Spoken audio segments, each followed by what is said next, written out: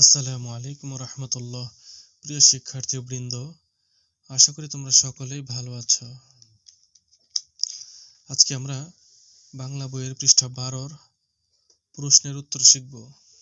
প্রশ্ন 1, বিশ্বনবীর নাম মোবারক কি? উত্তর, বিশ্বনবীর নাম হচ্ছে হযরত মুহাম্মদ সাল্লাল্লাহু আলাইহি ওয়াসাল্লাম। বিশ্বনবীর নাম হচ্ছে হযরত মুহাম্মদ সাল্লাল্লাহু আলাইহি ওয়াসাল্লাম।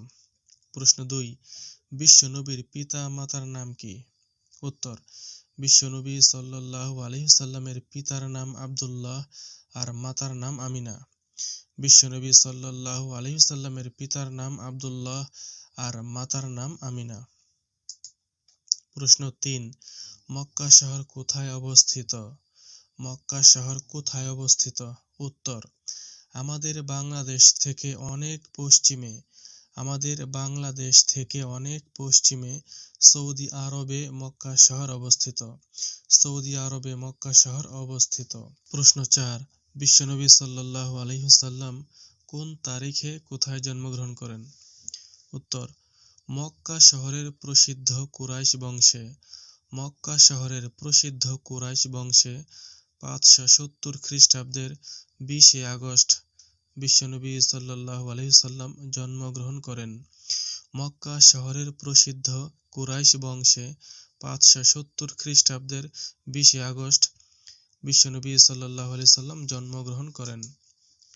প্রশ্ন 5, বিশ্বনবী সাল্লাল্লাহু আলাইহি ওয়াসাল্লামের ধাত্রী মায়ের নাম কি? ধাত্রী মায়ের নাম কি? উত্তর, বিশ্বনবী সাল্লাল্লাহু আলাইহি ওয়াসাল্লামের ধাত্রী মায়ের নাম হালিমা। দেখো, এটা প্রশ্ন থেকেই অনেকাংশে লেখা যায়। এই যে বিশ্ব থেকে এই যে নাম পর্যন্ত প্রশ্ন থেকে দেখে দেখে এই পর্যন্ত লিখে দিবে, আর হালিমাটা না দেখে লিখবে, কারণ এটা প্রশ্নের মধ্যে দেওয়াই থাকবে। বিশ্বনবী সাল্লাল্লাহু আলাইহি সাল্লামের ধাত্রী মায়ের নাম হালিমা। প্রশ্ন 6, বিশ্বনবী সাল্লাল্লাহু আলাইহি সাল্লামকে আল আমিন উপাধি দেওয়ার কারণ কি ছিল? উত্তর, শিশুকাল থেকেই বিশ্বনবীর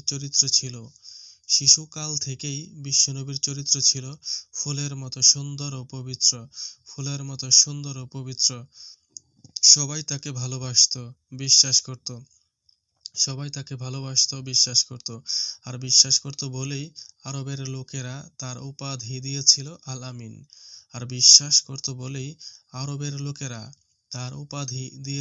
আল আমিন। হিলফুল ফুজুল কি, তা কেন গঠন করা হয়েছিল?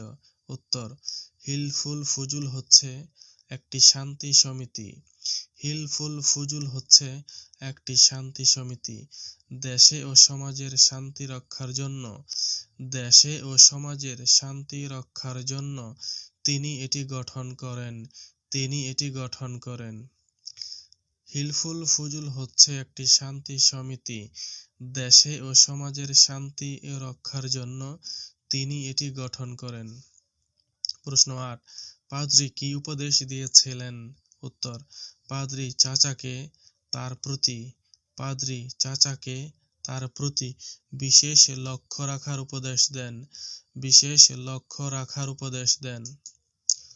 প্রশ্ন 9, কত বছর বয়সে বিশ্বনবী সাল্লাল্লাহু আলাইহি ওয়াসাল্লাম বিবাহ করেন? উত্তর, 25 বছর বয়সে বিশ্বনবী সাল্লাল্লাহু আলাইহি ওয়াসাল্লাম বিবাহ করেন। দেখো, এই প্রশ্ন থেকেই এই যে কত এইটার জায়গায় শুধু 25 বসিয়ে দিবে, আর বছর এখান থেকে শুরু করে শেষ পর্যন্ত উঠিয়ে দিলেই একটা উত্তর হয়ে যায়। শেষে শুধু দাড়ি দিয়ে দিবে। কত এইটার জায়গায় 25 দিবে, আর বছর থেকে শেষ পর্যন্ত এখানে উঠিয়ে দিবে, শেষে দাঁড়িয়ে দিবে। প্রশ্ন 10, বিশ্বনবী সাল্লাল্লাহু আলাইহি ওয়াসাল্লাম হেরার গুহায় ধ্যান করতেন কেন? উত্তর, সমাজের অশান্তি ও দুঃখ কষ্ট দূর করার জন্য হেরা গুহায় নির্জনে ধ্যান করতে শুরু করেন। প্রশ্ন 11, কত বছর বয়সে তিনি আল্লাহর বাণী লাভ করেন? উত্তর, 40 বছর বয়সে তিনি আল্লাহর বাণী লাভ করেন।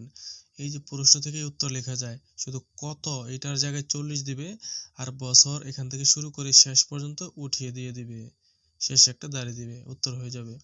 প্রশ্ন 12, মক্কার এক শ্রেণীর লোক বিশ্বনবীর বিরুদ্ধে লেগে গেল কেন? উত্তর, বিশ্বনবী সাল্লাল্লাহু আলাইহি ওয়াসাল্লাম ইসলামের প্রতি মানুষকে আহ্বান জানান। ইসলামের প্রতি মানুষকে আহ্বান জানান। এই আহ্বান শুনে